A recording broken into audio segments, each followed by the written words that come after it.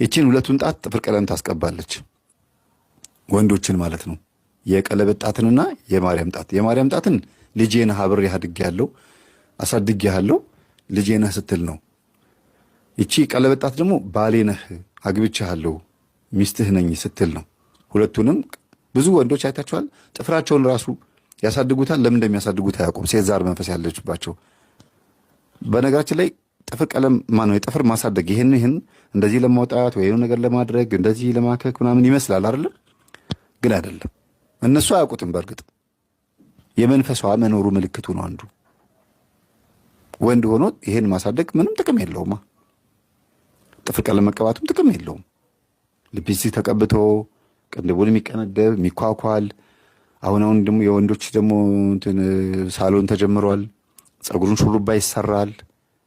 የጀግንነት ምልክት ነው ሊባል ይችላል። ኖ ሎቲ ያደርጋል።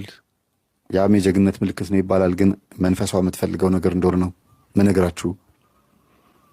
ከዛም አልፎ ተርፎ በአረማመድ ስታይል በመቀየር እና እነዚህ መናፍስቶች ያሉባቸው ወንዶች ሴቶችን በሁለት አይነት መንገድ ነው የሚያዩዋቸው።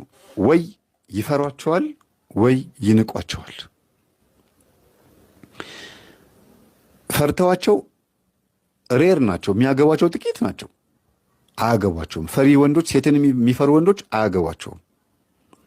ለዝሙት ይሄዳሉ፣ እንደፈልጉ ይሆናሉ። ከዛ ጋብቻን ይፈራሉ፣ ይሸሻሉ። በዛው ላጤ ሆነው በቃ ዝም ብሎ ዜሮ ሆነው ያልፋሉ።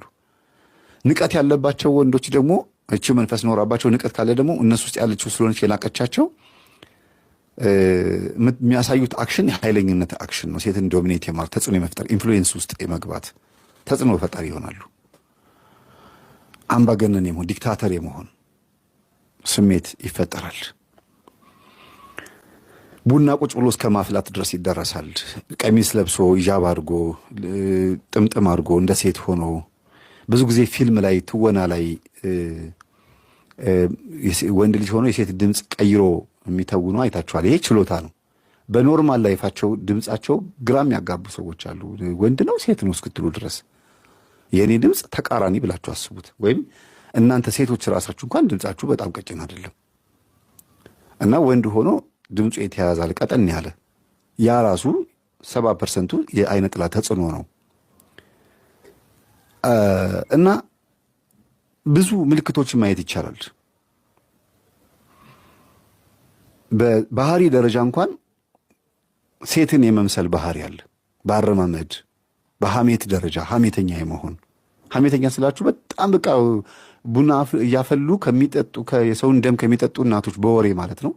ከእነሱ እኩል ሐሜተኛ የሆኑ ከአንዱ ቤት አንዱ ቤት ከአንዱ ቤት አንዱ ቤት የማይጠፉ ፖለቲካ የሚባል ነገር በፍጹም አይወዱም። ሐሜት ብቻ ሌላ ነገር ነው የሚወዱት። ፖለቲካ ስላችሁ ቢያንስ ፖለቲካ ሴቶች አሁን ፖለቲካ አይወዱም አይደለ? ያ ነገር የለባቸውም።